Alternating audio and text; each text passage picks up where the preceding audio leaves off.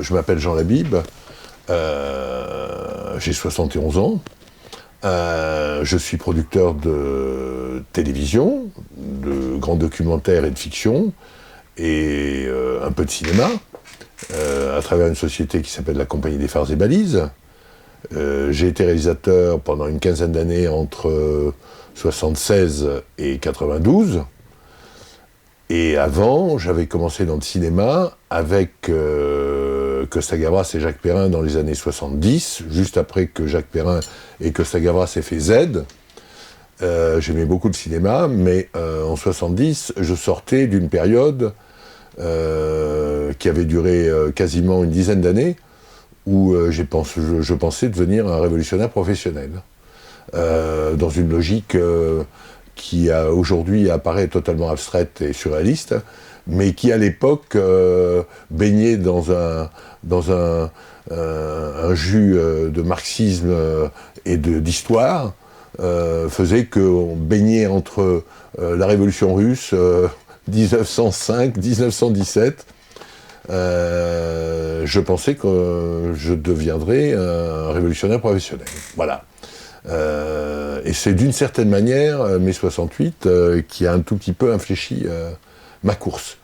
Alors sur le plan politique, moi je suis au lycée Charlemagne dans les années 60, dans les années 55-60, 62. Donc je vis directement comme adolescent à 12, 13, 14 ans la fin de la guerre d'Algérie. Et la fin de la guerre d'Algérie dans un lycée comme le lycée Charlemagne, c'était très fort parce qu'il y avait à la fois des cellules de jeunesse communiste très implantées, entre autres quelqu'un qui était dans ma classe, qui était le fils de Marcel Dufriche, qui fut un hiérarque communiste de Montreuil, je crois, maire ou membre du comité central.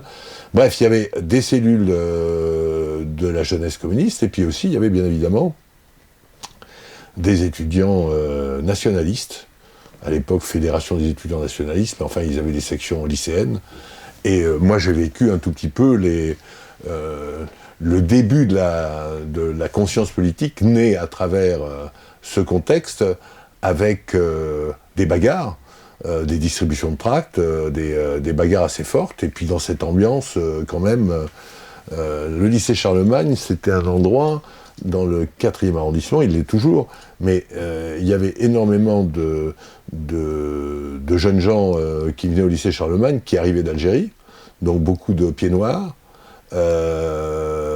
Moi, j'habitais un quartier mon père avait son cabinet médical à l'angle de la rue des Archives et de la rue de Rivoli, et c'était un quartier aujourd'hui qui est devenu un quartier très bobo, très riche. C'est un quartier excessivement pauvre à l'époque, mais excessivement pauvre. Quand je dis très pauvre, la rue de la Verrerie, la rue des Archives, c'était des quartiers lépreux qui étaient habités par des populations algériennes.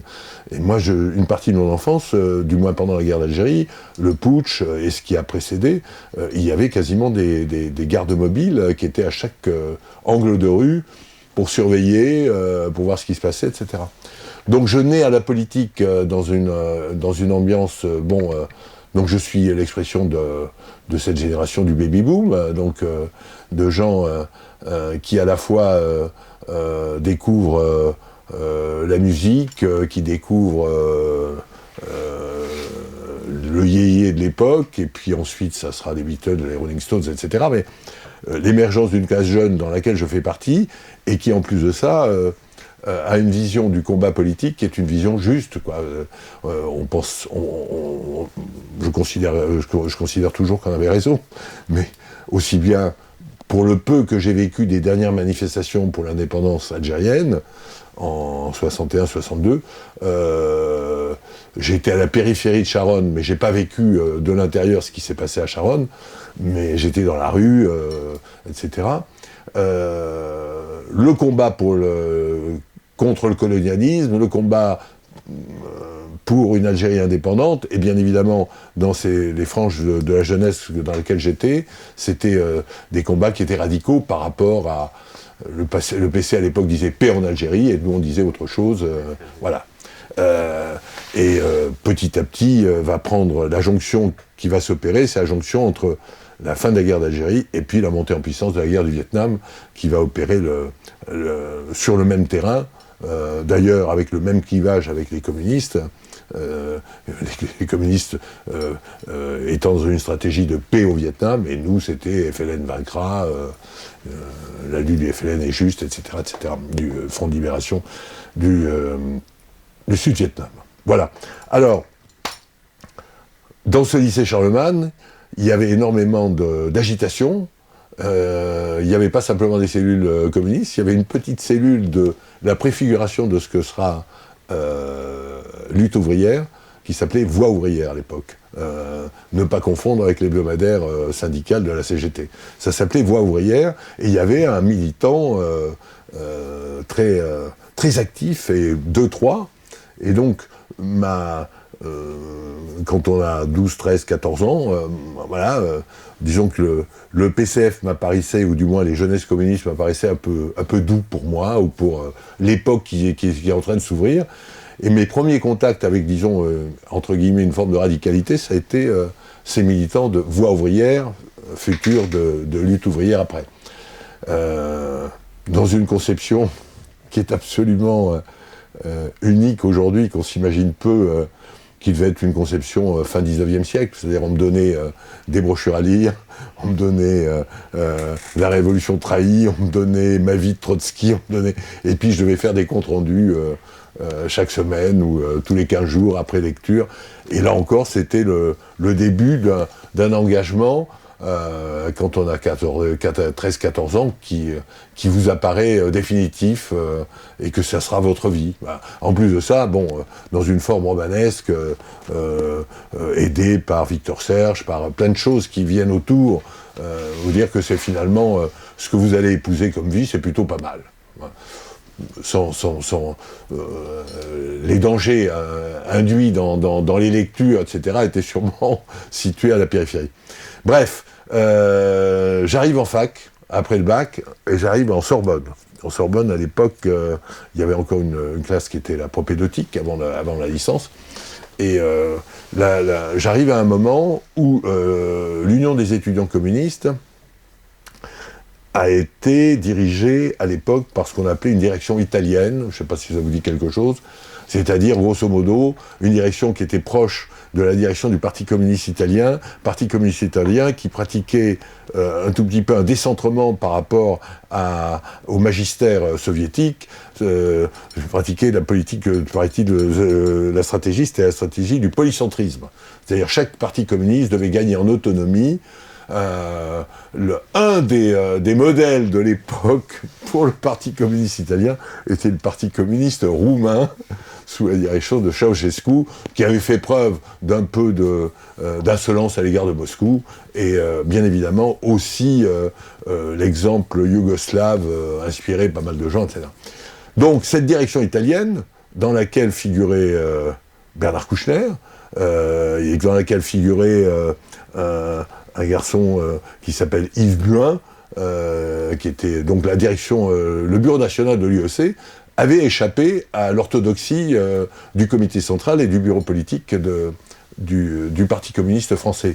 Et il y avait une direction qui, d'une certaine manière, était en train d'instaurer à l'intérieur de l'Union des étudiants communistes une forme de démocratie, qui fait que tout d'un coup s'est retrouvé en gésine dans l'Union des étudiants communistes tout ce qui allait être après les groupuscules, les groupes gauchistes qui allaient se créer en 66, 67 et après.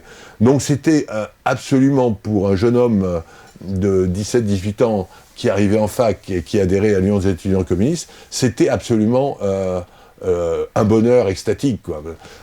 On était en réunion, la chose se jouait entre des réunions de cercles, puisque à l'UEC c'était des cercles, c'était pas des cellules, des cercles dans lesquels tout d'un coup intervenait Alain Krivine, intervenait Henri Weber qui dirigeait le secteur LED de l'UEC, de l'Union des étudiants communistes, qui était donc la fraction gauche à l'époque, dont j'ignorais que c'était des membres du Parti communiste internationaliste trotskiste version Pierre Franck qui, d'une certaine manière, avait pris le pouvoir à l'intérieur du secteur lettres de la Sorbonne.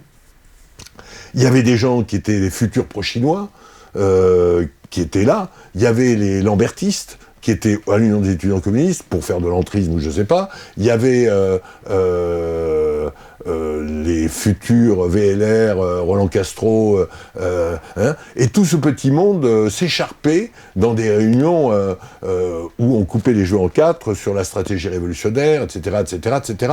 C'était absolument extraordinaire pour un jeune homme d'arriver dans cette ambiance et dans ce moment-là, en 64, en Sorbonne.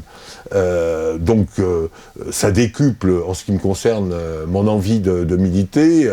En plus de ça, je veux dire, se retrouver en Sorbonne, d'une certaine manière libre, les cinémas de la rue Champollion, on avait une triangulation qui était la Sorbonne, la librairie Clarté, qui était place Paul-Pinlevé, qui était dirigée par un homme qui vient de mourir, qui s'appelait Paul Enfoy, qui était un personnage absolument extraordinaire. Et donc la librairie Clarté était dépendante ou dépendait du bureau national de l'UEC. Et puis il y avait la Joie de Lire, un peu plus bas, rue Saint-Séverin. Et grosso modo,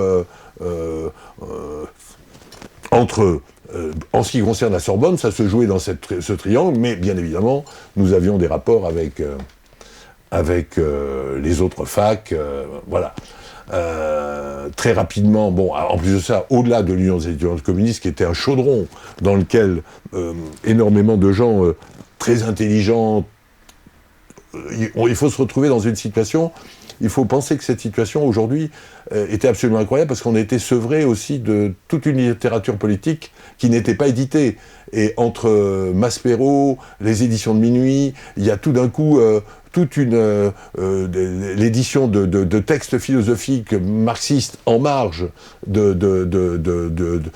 magistère de la Vulgate officielle, qui allait de Lukács à Karl Korsch à plein de gens qu'on découvrait, quoi. Et d'ailleurs, les éditions de Minuit ont publié aussi Trotsky, etc. Donc, tout d'un coup, il y avait une ébullition incroyable. Il y avait en parallèle de ça, il y avait une autre chose qui était le mouvement syndical étudiant, l'AFGEL, qui était la Fédération des groupes d'études de lettres, qui était l'UNEF en Sorbonne, qui elle-même bouillonnait d'une autre manière, avec des gens qui n'étaient pas l'UEC, mais qui étaient uniquement à l'AFGEL, dont Jean-Louis Péninou, comment il s'appelle, celui qui a fait une carrière ensuite dans l'écologie, Brice Lalonde, Jean-Marcel Bougreau, bref, il y avait, voilà. Donc, si on était là du bouillonnement à l'intérieur de l'UEC, on avait aussi des groupes, moi j'étais au groupe Histoire, puisque je faisais des études d'Histoire, donc voilà, des gens que j'ai retrouvés d'ailleurs ultérieurement, et Juliette Kahn qui publie des bouquins maintenant, qui était à mon groupe Histoire et qui elle a pris un infléchissement plutôt pro-chinois après, voilà. Et puis il y avait d'autres dans cette Sorbonne élargie au quartier latin, il y avait aussi bien évidemment la cristallisation althussérienne autour de Normal Sup, qui va donner naissance après à l'UJCML en fin 66. Voilà le tableau dans lequel nous vivions. C'était un tableau qui était bien évidemment totalement exaltant, quoi qu'il soit arrivé après, qui était exaltant, quoi. L'autre aspect, c'est un peu absurde de dire que c'est la décennie prodigieuse du siècle dernier, 65-75, mais en partie c'est vrai. Quand on explique ça à des jeunes gens aujourd'hui, je leur dis que je préférerais même dans la situation actuelle avoir 20 ans que mon âge, donc tout va bien. Mais c'est vrai qu'on a été absolument vernis de vivre cette époque-là. Il y a une césure incroyable, absolue, qui est vraiment de l'ordre de la civilisation, c'est l'arrivée de la pilule.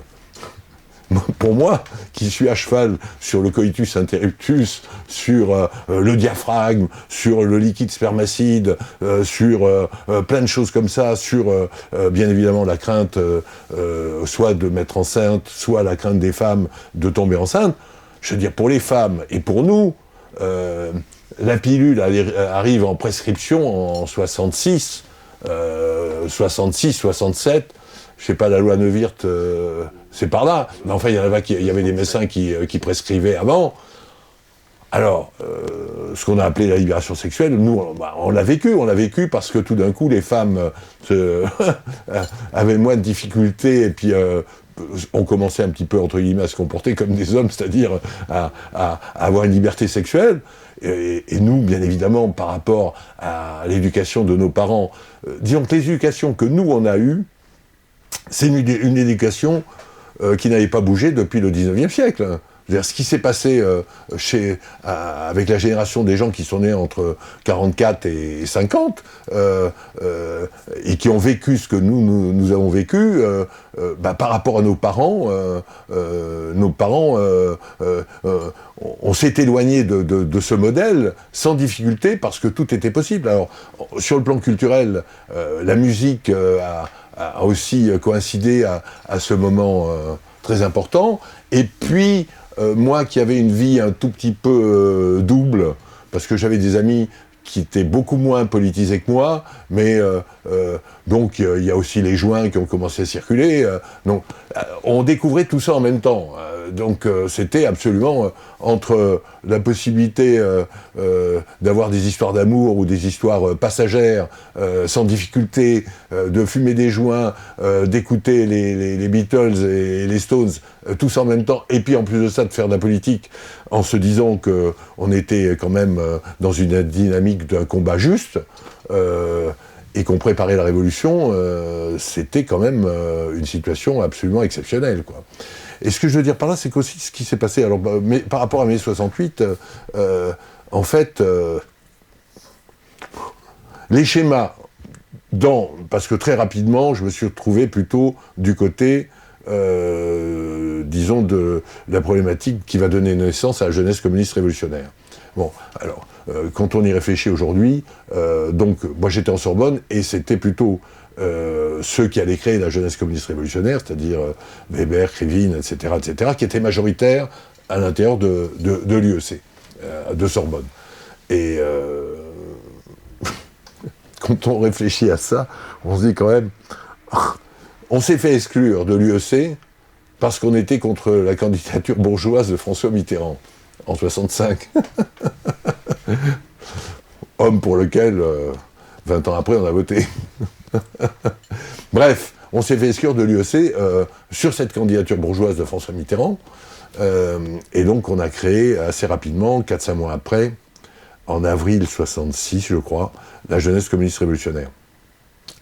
Et puis ensuite, il y a eu une reprise en main à l'intérieur de l'UEC par le Parti communiste, qui ne pouvait pas supporter que c'était un abcès de fixation, qui allait peut-être se répandre à l'intérieur du Parti communiste, et là, tout d'un coup, ils ont tapé fortement, sous la direction de Hermier, qui était devenu le secrétaire général, après la direction italienne qui a été débarquée, qui est devenu secrétaire général de l'UEC, et sous la houlette de Roland Leroy, qui a fait le ménage. Pour revenir un petit peu en arrière, au moment de cette direction italienne, on a vécu des choses aussi sur le plan culturel absolument extraordinaires, c'est-à-dire que vivre, parce que Yves Buin, qui dirigeait la revue Clarté, etc., on fait venir à Paris, à la Mutualité, Evtushenko et Vosnesensky, c'est-à-dire, on était en pleine période juste post-Khrouchtchevienne, quand Khrouchtchev a été débarqué en 65, 66, 64. Bon, la glaciation brejnevienne n'était pas encore à l'œuvre, donc il y avait des gens, Evtushenko, Vosnesensky, qui sont nés pendant la période khrouchtchevienne. Voilà, alors la Mutualité, la grande salle de la Mutualité, on allait voir des choses comme ça. Le débat qui a fait l'objet d'un bouquin ensuite, Qu'est-ce que la littérature, avec Sartre, Yves Berger, Jean Ricardou, tous à la tribune. Bon, ça n'arrêtait pas dans une stimulation à la fois intellectuelle, artistique, musicale, bien évidemment, littéraire, je saurais moins dire, et politique, bien évidemment. Bon, donc voilà, et petit à petit aussi monter, donc ça s'inscrivait aussi bien l'UEC, l'UNEF, etc., s'appuyaient bien évidemment sur des luttes étudiantes.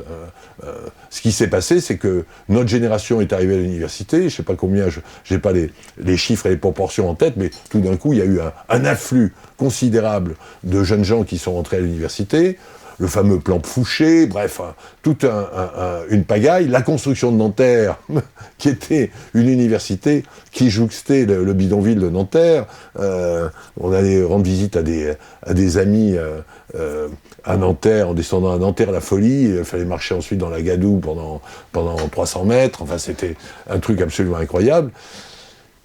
Les signes avant-coureurs de 68, c'est aussi tous entre la liberté sexuelle, la politisation qui s'est faite en dehors des organismes, des organisations traditionnelles, PC et Parti socialiste qui n'existaient pas ou qui existaient peu à l'époque, tout ça devait trouver un réceptacle d'organisation. Et d'une certaine manière, la jeunesse communiste révolutionnaire, l'UJCML pro-chinoise étudiante, parce qu'il y avait un PCMLF qui, lui, était une autre secte un peu plus loin, l'UJCML avec Jean-Pierre Olivier de Sardan, Robert Linhart, Béni Lévy, etc. Là, c'était le bouillonnement autour de Normal Sup, des cahiers marxistes-léninistes et d'Althusser. Tout ça, la voie communiste, bref, il y avait toute une série de chapelles qui sont nées avec une appétence des étudiants et de ce que nous étions pour lire, écrire, militer et penser, en ce qui me concerne, que ça allait être l'activité de ma vie. Voilà. Alors, il y avait peu de gens qui avaient été aux États-Unis. Moi, le souvenir de la force de la culture américaine contestataire m'est venu un peu plus tard. Mais avant 68, c'était sur le plan musical, c'était quand même... bon, il y avait les groupes américains, bien évidemment, de musique, mais c'était les groupes anglais, Animals, Yardbirds, les Stones, les Beatles, bien évidemment. Il y avait de quoi se faire, il y avait de quoi faire, hein, vraiment. Ce qui a été très fort aussi, c'est qu'on était très... l'articulation avec les luttes dans les autres universités européennes, voilà. Moi, je me rappelle quand même, on a fait le voyage en février 68 à Berlin pour rejoindre les manifestations du SDS, qui à l'époque était l'organisation pas social-démocrate, un peu radicale allemande, que dirigeaient Rudi Dutschke et Gaston Salvatore et d'autres. Et le voyage de février à Berlin, qui précède donc de 3-4 mois les événements de 68, on était parti à 3/4, la jeunesse communiste révolutionnaire. On avait dans les quarts des calicots et des banderoles avec des portraits de Rosa Luxembourg, de Trotsky, etc., etc. Et on franchit la frontière à Helmstedt. Et ensuite, il y a l'autoroute, avec des barbelés de chaque côté, qui allait jusqu'à Berlin. Hein. On rentrait à Helmstedt en Allemagne de l'Est, on avait encore 200 ou 300 km à faire. Et on s'est arrêté une ou deux fois dans les restaurants, on sortait les calicots de manière très provocatrice dans l'équivalent de ces arrêts d'autoroute d'Allemagne de l'Est de l'époque. Et moi, j'ai un souvenir de ces manifestations contre la guerre du Vietnam sur le Kurfürstendamm à Berlin-Ouest, avec des gens qui nous regardaient par les fenêtres, qui se demandaient ce qui se passait. La population berlinoise de Berlin-Ouest, vous voyez des gens... Pour eux, c'était des gens qui arrivaient de la Lune, parce que on était quand même au cœur de l'affrontement Est-Ouest et au cœur de l'Ouest à Berlin-Ouest. Lors de ce voyage à Berlin, moi j'avais été fortement impressionné d'abord par l'organisation générale. Ils nous avaient reçus, on avait été reçus on logeait dans des lycées, dans des locaux un peu comme ça, réquisitionnés à la bonne franquette. Et je veux dire, on avait été fortement impressionnés par la capacité à la fois d'organisation, de manifestation et du charisme à l'époque de Dutschke le pauvre qui a été tué, enfin qui a subi cet attentat après. Voilà, tout ça pour dire que mai 68,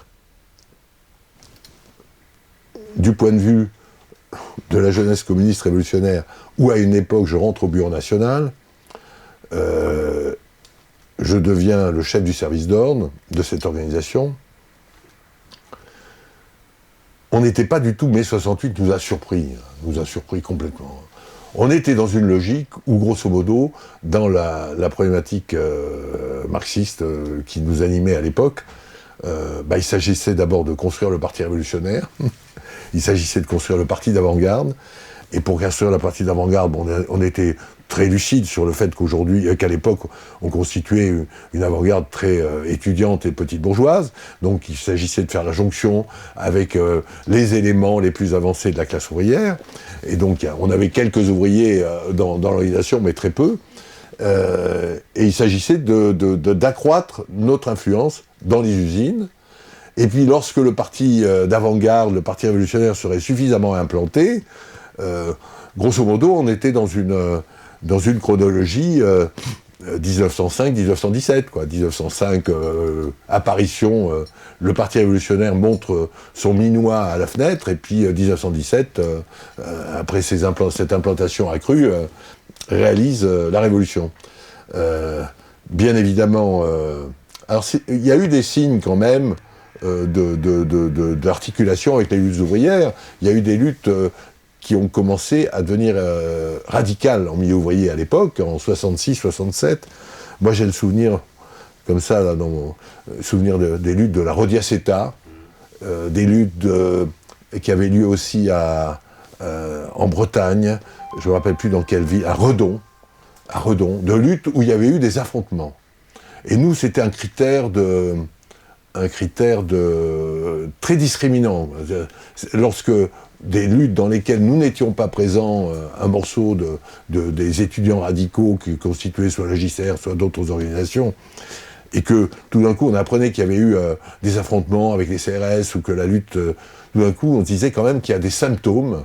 Alors c'était des symptômes dans une ambiance qui est très très éloignée de celle que nous vivons aujourd'hui, parce que moi j'ai le souvenir de manifestations ouvrières, on participait à tous les cortèges syndicaux en queue de manifestation, où le service d'ordre de la CGT était 10 fois plus dur et efficace qu'aujourd'hui.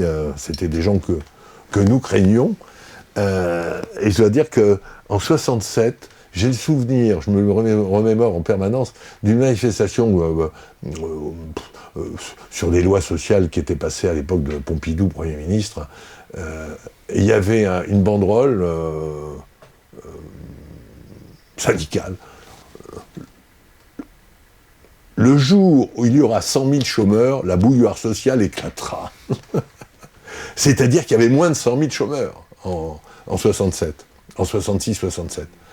Donc, tout ça pour dire qu'on était quand même, par rapport à ce qui est advenu du pays après, ou de la situation mondiale, si on veut aller plus loin, on était quand même dans un monde qui n'a pas grand-chose à voir avec ce qu'on vit aujourd'hui. Et clairement, on était bien évidemment très très réceptifs et très attentifs à ce qui se passait dans les usines, chez Renault, Clairon, Flin, etc., etc. Chaque groupe, puisque la JCR avait été créée en avril 66, l'UJCML a été exclu, je crois, 6 mois, 8 mois après, enfin des pro-chinois l'althusérien ont été exclus, donc on crée l'UJCML. Les lambertistes étaient regroupés dans une organisation qui s'appelait la JS, la FAIR, Fédération des étudiants révolutionnaires, et la JS après. Bref, tout ça travaillait un petit peu chacun dans son coin, chacun en fonction de sa stratégie politique, chacun voulant faire la révolution, en ayant des conceptions très différentes sur les rythmes, mais voilà. Bon. Ce qui se passe dans les 6 mois qui précèdent mai 68, c'est donc ces luttes ouvrières sporadiques, des luttes étudiantes où clairement, je le dis parce que j'étais un peu au cœur de ça, il y avait une décision d'aller à l'affrontement physique, au nom du principe qu'on avait un tout petit peu pris en Allemagne, qui était se dire on va provoquer, et en provoquant, on va susciter la réaction, et la réaction va susciter la réprobation, etc., etc. Il y a eu quelques manifestations où on était déjà armés, pas armés, on était armés de manches de pioche et de choses pour faire un peu de... Voilà, c'est les premières manifestations où le service d'ordre a commencé à mettre des casques de moto. Ce qui a précédé provocation, réaction, etc., il y avait cet affrontement qui était central, en dehors de la guerre du Vietnam, avec les fascistes ou ceux qui allaient donner naissance à Occident. Je crois qu'Occident existait déjà avant 68, non, je me trompe peut-être, ou est né après, bref. Donc, il y avait des équipés qui partaient vers la fac de droit d'Assas, mais eux n'hésitaient pas à venir sur nos territoires. Je ne dirais pas que c'était les cow-boys et les Indiens, mais quand même, il y avait quelque chose. Il y a eu quand même une chose terrible qui s'est produite je crois que c'était en 67. On est allé dans une expédition punitive de distribution de tracts, où on avait appris que les fascistes faisaient au lycée Voltaire, avenue de la République, et nous y sommes allés. Ça a été un affrontement très très dur, et on a laissé sur place un garçon qui est toujours à la Ligue communiste, d'ailleurs, qui est Pierre Rousset. Vous voyez qui c'est, Pierre Rousset, qui était le fils de David Rousset, et qui était un des dirigeants de la JCR aussi à l'époque, et qui a eu une fracture du crâne. Enfin, voilà. Mais les affrontements étaient... alors effectivement, certaines personnes sont devenues ministres, après, Madeleine, Longuet, Robert, je crois, qui a fait partie des services d'ordre de giscardien. Il y avait un autre militant d'extrême droite qui s'appelait Mayarakis, Jean-Charles Mayarakis, je crois. Bref, les affrontements étaient forts. La jeunesse communiste révolutionnaire était souvent en première ligne. Et aussi, bien évidemment, les groupes de défense de la Fédération des groupes d'études de lettres, dont Pierre Goldman, que moi j'ai bien connu à l'époque, qui était lui toujours aux avant-postes quand il s'agissait de Castagnier. Et il n'était pas mauvais, il faut dire. Il n'était pas mauvais. Le 3 mai, donc, nous sommes dans une perspective donc, de construction de l'organisation révolutionnaire. Les luttes montent, les luttes étudiantes montent, il y a une radicalisation incontestable dont les organisations d'extrême gauche étudiantes profitent, des adhésions, un discours qui est de plus en plus entendu, voilà. Le 3 mai, à peu près la totalité des directions de ces groupes se retrouvent dans la cour de la Sorbonne, dont moi d'ailleurs, mais comme l'élite était là, puisque finalement, bon, on se retrouve à 200, et on se fait embarquer par les paniers à salade à 3-4 heures de l'après-midi, je crois. Après une négociation qui n'aboutit pas, bref, ils embarquent 200-300 personnes, ce qui met longtemps à être embarqué, etc., etc. On se retrouve dans les paniers à salade pour aller vers les différents commissariats. Moi, j'atterris au commissariat sous l'Opéra de Paris, je ne sais pas s'il existe toujours. Et la première chose que je trouve absolument... que nous trouvons étonnante, parce qu'on se retrouve dans les quarts de flics, et tout d'un coup, on entend à l'extérieur libérer nos camarades. Et en partant de la rue de la Sorbonne dans les paniers à salade, en redescendant le boulevard Saint-Michel, il y avait déjà une houle manifestante de gens qui... c'était pas 3 personnes, c'était pas 200 personnes, c'était vraiment une coagulation déjà de quelques milliers. Rien à voir avec ce qui arrivera dans les jours qui suivront, mais bon. Et finalement, l'avant-garde, entre guillemets, auto-proclamée, qui s'était constituée avant-garde, se regarde, je me rappelle plus avec qui j'étais dans le quart de flic dans lequel j'étais, on se regarde, mais qui sont-ils? Qu'est-ce qui se passe? Qui les dirige? Qui les dirige? Voilà. Alors on se retrouve jusqu'à 4 heures du matin dans le commissariat, on tape, on tape contre les grilles, machin, on était des dizaines, il y en avait d'autres qui avaient été à Beaujon, vers le nord, etc.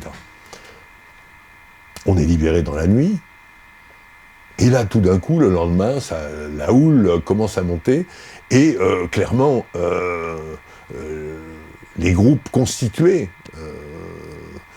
principalement d'ailleurs la JCR, parce que le JCML avait adopté une position très claire, la petite bourgeoisie étudiante, le combat n'est pas là.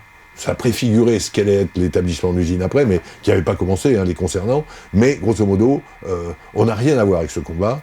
Mais alors, les journées qui vont suivre, disons que tout ce qui avait été un petit peu, qui avait maturé dans cette volonté d'affrontement avec les forces policières dans les mois qui ont précédé, là, de ce point de vue-là, a trouvé son expression, mais dans un volume de personnes absolument considérable. Moi, j'ai dirigé le service d'ordre de ces manifestations, on était noyés. On essayait d'orienter, plus ou moins. À partir du 6 mai, on voit des manifestations grossir pour la réouverture de la Sorbonne, pour la libération des camarades, parce qu'il y avait certains qui n'étaient pas... Voilà, etc., etc. Et donc, moi, qui vis avec d'autres de l'organisation politique à laquelle j'appartenais, la problématique de l'avant-garde, tout ça part avec l'eau du bain, au-delà de toute limite, dans un état de grand bonheur, soyons clairs. C'est pas parce que les schémas étaient contrariés qu'on n'allait pas prendre plaisir à ce qui se passait, mais avec, me concernant, un grand désarroi politique qui ne fera que s'augmenter. Je trouve que ce qui s'est passé là, c'est cette submersion, cette incapacité à justement, où le fait que ça ne procédait pas des schémas que nous avions combinés ou préétablis, m'a beaucoup perturbé sur le plan politique. Clairement, de voir tous ces gens qu'on ne connaissait pas. Je veux dire, finalement, on s'était installé dans un ronron de l'avant-garde, où grosso modo, dans les amphis, les rares distributions de tracts qu'on faisait dans les entreprises. Bon, il y avait Voix ouvrière à l'époque, qui deviendra Lutte ouvrière, qui eux n'avaient mis jamais les pieds dans le milieu étudiant, qui eux faisaient leur distribution de tracts à Chausson, Wilcock, Babcock, machin, etc., dans toutes les usines de la banlieue parisienne. La JS qui était présente, mais le JCML qui travaillait encore le milieu étudiant avant de partir dans la direction de l'établissement d'usine. Ce qui s'est passé comme irruption des masses, principalement étudiantes, dans un premier temps, dans la rue, personne ne l'avait prévu. La capacité d'interprétation ou d'improvisation qu'on a eue n'a pas été trop mauvaise, mais enfin, sur le plan de l'analyse politique, on était un peu démunis. Voilà, donc moi, ce que j'ai vécu en tant que responsable du service d'ordre de la JCR, potentiellement essayant d'organiser l'inorganisable, on a vécu la première semaine, ça a été une semaine de grande jouissance, parce que c'était des manifestations, grosso modo, il y avait la violence des flics, mais qui n'est pas comparable à ce qu'elle est devenue, et puis la dureté qui s'est opérée ensuite dans les semaines du 20 mai, etc., n'était pas de même nature que la première semaine. La première semaine, c'était des bombes, les machins lacrymogènes, des trucs comme ça. Il faut se remettre dans les archives pour voir que les types étaient encore avec des pèlerines et des képis. Quand on a vu arriver les gardes mobiles avec des lunettes de motard, c'était déjà un peu plus martien.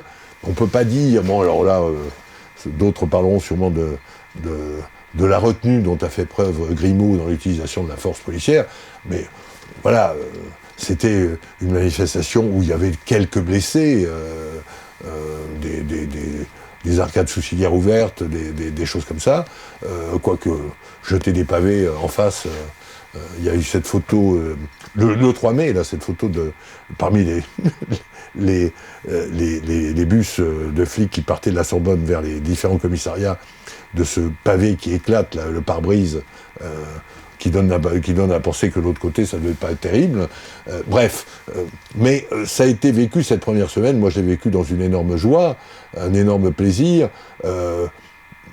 en étant dépassé politiquement par tout ça. Le souvenir que j'ai du 10 mai, c'était cette attente absolument incroyable qui faisait que les gens commençait à faire des barricades. Le recteur Roche, je crois, négociait. Il y avait Cohn-Bendit, le recteur Roche, peut-être Sauvageau, peut-être Gesma, le ministère de l'Intérieur. Tout ça, ça a duré 4-5 heures, hein, quand même. La manifestation qui part d'Enfer Rochereau, elle se termine vers 8h, 8h30. La manifestation décide d'occuper le quartier latin. Et le maniement du pavé ayant été éprouvé dans les jours précédents, là, le pouvoir temporise et laisse faire. L'assaut est donné à 11h30 minuit, hein, pas avant. Hein. Et entre 8h et minuit, la capacité imaginative pour dépaver le boulevard Saint-Michel, la rue Gay-Lussac, le boulevard Saint-Germain, etc., il y a eu un carré. Alors il y avait sûrement le fantôme de la Commune de Paris, il y avait le fantôme de plein de choses hein, dans ce qui se faisait, ou dans l'inconscient collectif tel qu'il s'exprimait. Mais cette attente, qui était une attente où on est rentré dans les cafés pour prendre un demi, où on entendait, alors bien évidemment, des postes de radio, Europe numéro 1, qui jouaient son rôle de démultiplicateur et de caisse de résonance à tout ce qui se passait.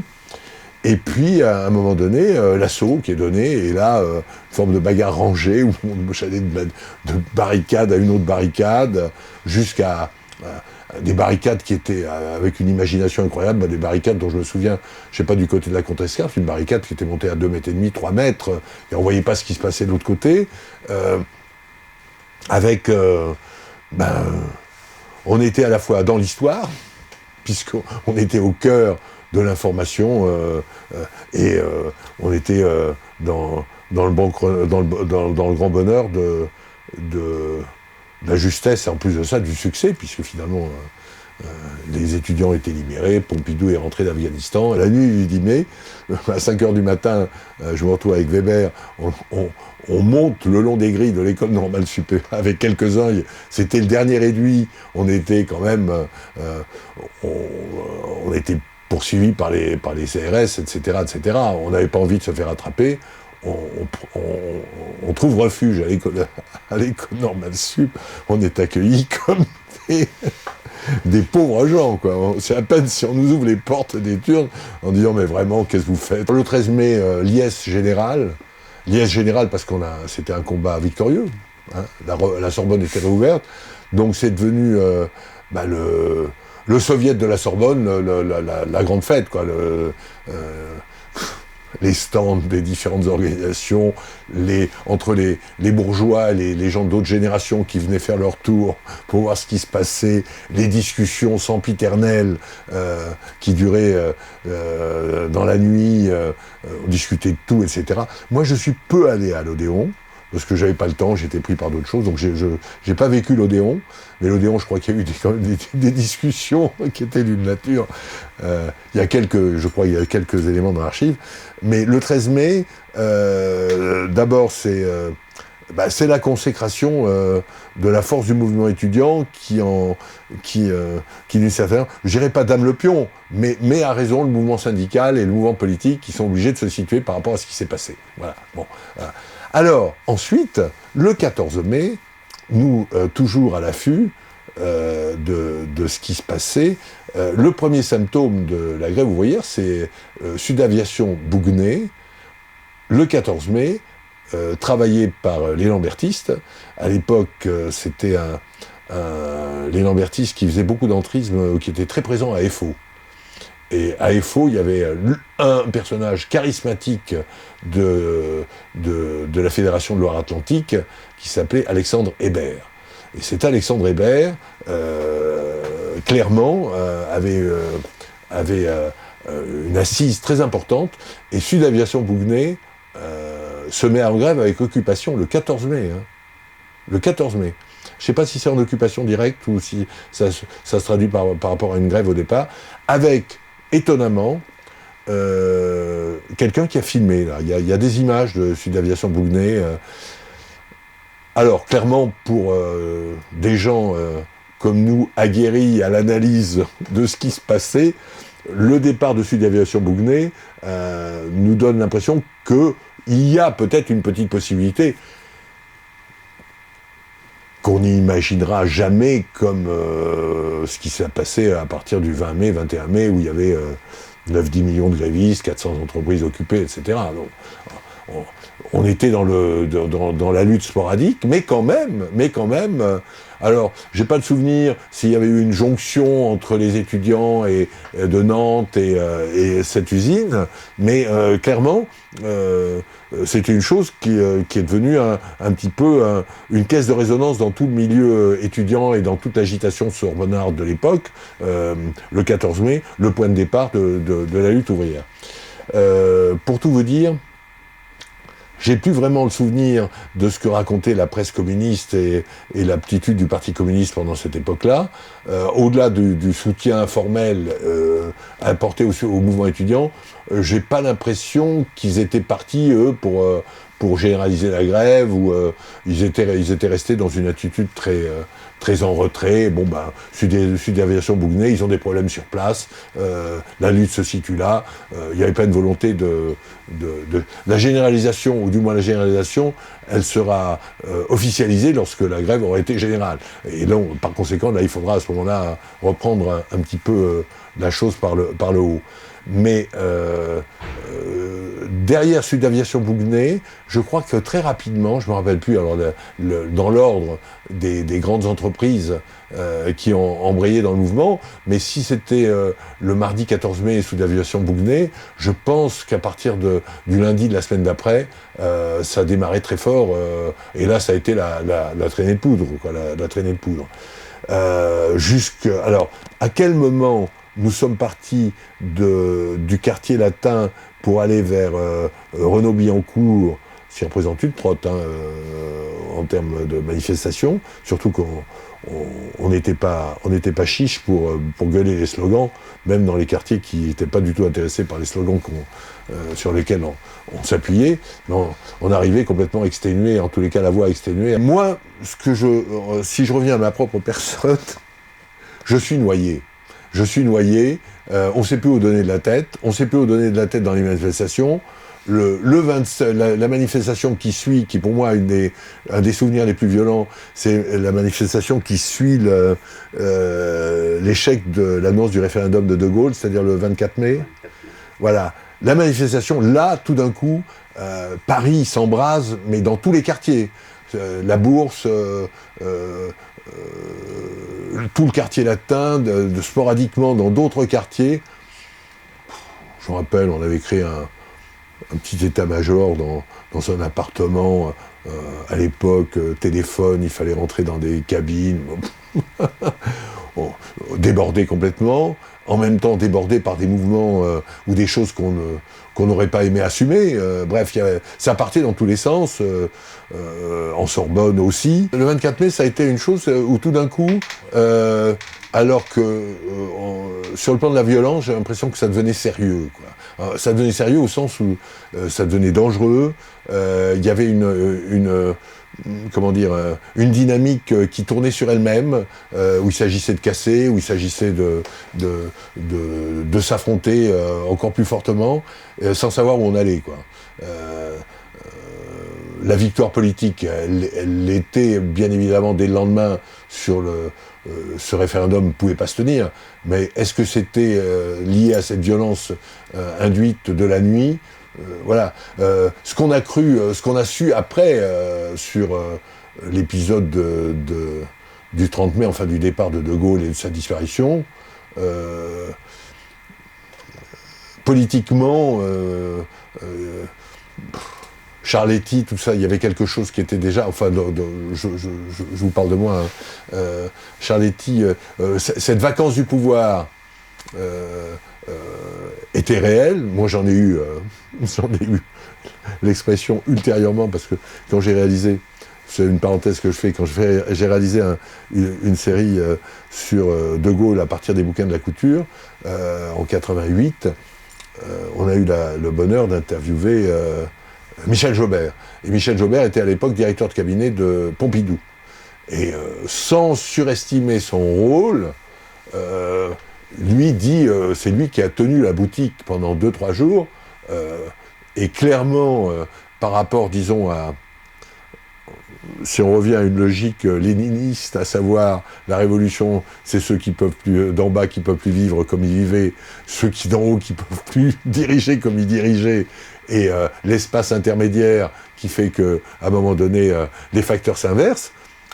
Clairement, Joubert nous a raconté quand même que l'équivalent de ce qu'on appelait les conseillers techniques à l'époque, les gens, les valises, les gens partaient. Il y a une partie de l'État qui était en déliquescence pendant ces 2-3 jours. La plupart des gens ne savaient pas où De Gaulle avait disparu. Et d'autre part, bon, alors en face, bien évidemment, les forces politiques, c'était pas ni Mitterrand, ni Mendes, ni ces gens-là qui allaient prendre le pouvoir de manière révolutionnaire, profitant de la vacance du pouvoir. Mais du côté du pouvoir en place, il y avait quand même des gens qui avaient pris peur, qui ne savaient pas où ça allait, et qui étaient...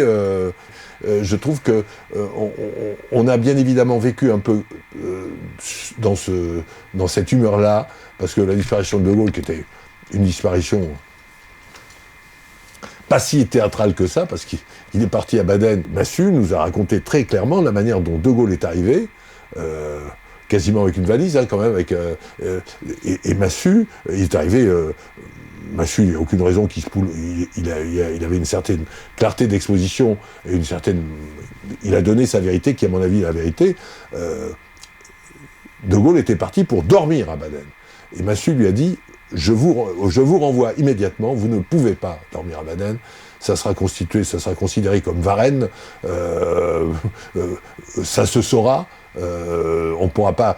Vous devez repartir, si vous avez besoin des troupes stationné en Allemagne, sous mon commandement, vous pouvez compter sur moi, mais il l'a quasiment remis dans l'hélicoptère pour repartir.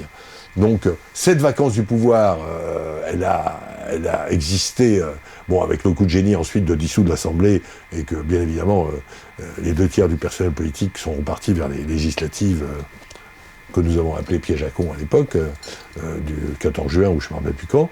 Mais cette vacance du pouvoir, on l'a senti de l'intérieur, nous, mais dans une militance qui commençait à tourner à vide, parce qu'on savait que c'était plus nous qui pouvions embrayer pour... Voilà. Et que Charletti, Bargenet qui avait quitté la CGT, Rocard, Mendes France, qu'on a mis en avant, tout ce petit monde ne pouvait pas non plus prendre la responsabilité d'aller beaucoup plus loin. Voilà. La déferlante gaulliste, on l'a vécu comme on allait vers la guerre civile, au sens où on s'est dit, là, si c'est des gens comme Pasqua qui mettent en mouvement tout ça, là, ça va être la lutte au couteau, ça va être très dur, parce que finalement, la récréation est terminée. Si la classe dominante met en mouvement pas simplement 1 million de personnes, mais ça veut dire qu'il y a des groupes derrière qui se structurent pour pour faire en sorte que la rivière retrouve son lit. Disons que ça nous a inquiétés énormément. Le raz-de-marée électoral, disons qu'en reprenant nos marques de l'analyse politique, ça nous apparaissait évident que le retournement de situation allait s'opérer avec la peur qui avait été quand même, quoi qu'on dise, qui avait gagné, entre guillemets, pas simplement les possédants, mais les classes intermédiaires qui ne savaient pas du tout... voilà, on sait très bien le rôle qu'a joué le retour de l'essence dans les pompes à essence, la nécessité de faire repartir la mécanique, etc., etc. Et que les outrances, pas simplement les outrances politiques, les outrances culturelles, ou entre les Katangais, entre tout ça qui a été bien évidemment monté en épingle à l'époque par la presse traditionnelle, c'est des choses qui ont effrayé, je crois, qui ont effrayé le bourgeois. Et nécessairement, subtilement, la proposition de dissoudre l'Assemblée a joué à fond dans le sens d'un retour de balancier. Retour de balancier, en plus de ça, bon, les syndicats avaient eu ce qu'ils voulaient, quand même 25 ou 30% d'augmentation, plein de choses. La classe ouvrière rentrait dans les usines, il y a des images, secondaire.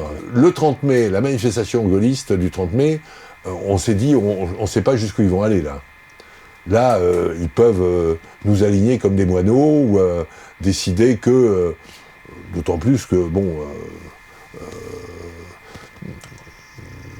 De Gaulle pouvait prendre des positions expéditives. Bon, le personnage était quand même assez imprévisible. Hein. Bon, c'est quand même Pompidou qui a été à la manœuvre sur toute cette période. Et ma mère, quand le 12 juin donc, a été dissous les groupes, ils ont déboulé chez moi à 14 flics, chez ma mère. Mon adresse légale, j'avais une chambre de bonne dans un immeuble à côté de chez ma mère. Ils sont arrivés à 14, ils sont restés une journée, ma mère était effrayée. Ils cherchaient des armes. Ils étaient à ce point peu informés sur ce que nous étions. Ils cherchaient des armes, ils ont mis l'appartement de ma mère sans dessous à 14 flics, et ils ont embarqué, ensuite elle leur a dit, il est dans une chambre de bonne là, moi j'habitais plus là bien sûr. Ils ont déménagé à ma chambre de bonne, ils ont emmené des polycopiés d'histoire, ils ont amené des bouquins, des trucs, des choses qui leur servaient à rien. Donc, l'écart entre ce que nous étions, ou ce que nous étions en train de devenir, et ce que pensaient les adultes à l'époque, mais c'était un fossé énorme, 12 juin, lorsque ça a été dissous, moi en tant que chef du service d'ordre, j'ai été recherché. Il y a eu 4 ou 5 personnes qui ont été recherchées. Il y avait Krivine, je crois, il y a eu Ben Saïd, nous concernant. Hein. Moi, Weber, enfin on était 4 ou 5. Alors à titre anecdotique, mais j'ai trouvé ça tellement extraordinaire. Je me suis retrouvé à vivre pendant... j'ai changé d'appartement 2-3 fois, et puis ensuite je suis resté 3 semaines chez Marguerite Duras, rue Saint-Benoît. Ce qui était plutôt agréable et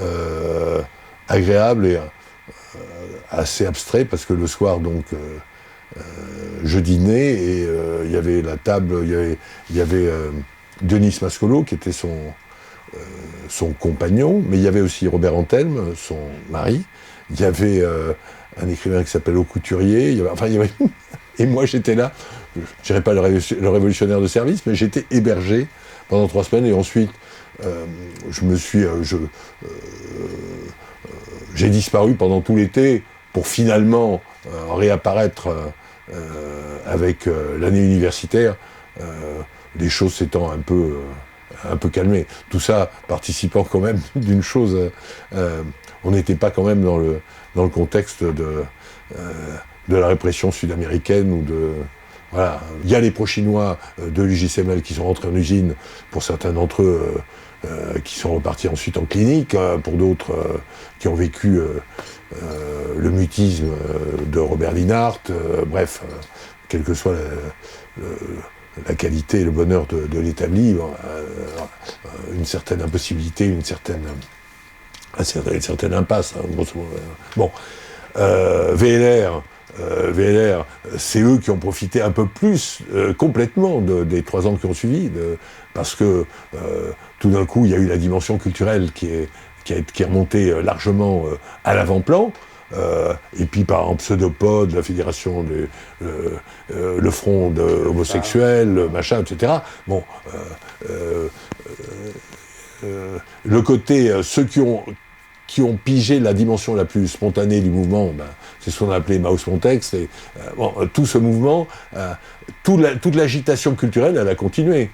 Et de ce point de vue-là, clairement, c'est ce qu'on retiendra, au-delà de la chronologie des faits qui reste passionnante. L'impact sur la société française, il est bien évidemment là. On y a participé, mais grosso modo, c'était une lame de fond qui devait monter avec tout ce qu'elle a véhiculé, de changement du rapport entre les hommes et les femmes, très peu finalement, si on en croit ce qui se passe aujourd'hui. Sur le plan personnel, je dirais que je vis pas ça bien, et je vis ça dans une forme d'éloignement.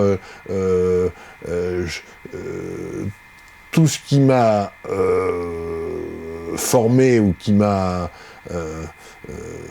animé dans les années précédentes, pour moi personnellement s'évanouit un peu. La fête s'évanouit pas, mais tout ce qui est l'outillage politique sur lequel on avait constitué notre action politique, pour moi, s'évanouit. Ce qui ne sera pas le cas de la majeure partie des gens avec qui j'étais dans... voilà. Avec la grande difficulté qu'ont eu... que moi, j'ai pas eu, mais... quand on quitte une famille avec laquelle on est c'était quasiment une famille, hein. On vivait quand même, pas 24 heures sur 24, mais on se voyait tous les jours, on militait 7-8 heures par jour. Le doigt pointé sur la pente petite bourgeoise dans laquelle tout ce qui était, là encore, dans la logomachie révolutionnaire, quitter la militance. Ça m'est pas arrivé en mai 68, mais je m'en suis éloigné assez rapidement. Moi, ça a changé une chose. D'abord, je me suis aperçu, moi j'ai eu un fils très tôt, en 70, donc il y a 47 ans maintenant. Et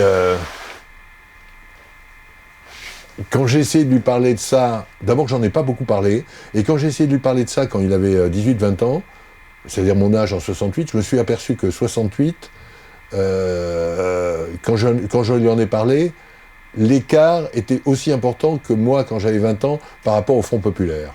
Et le Front Populaire, en 66, c'était 30 ans avant. Et 30 ans avant, ça nous apparaissait... D'abord, c'était l'histoire, avec un grand H, c'était des films en noir et blanc, c'était un machin qui nous... Et quand je me suis aperçu que le même écart, dans ma narration de 68 par rapport à mon fils, c'était 30 ans, voilà, voilà, ça a été... tout d'un coup,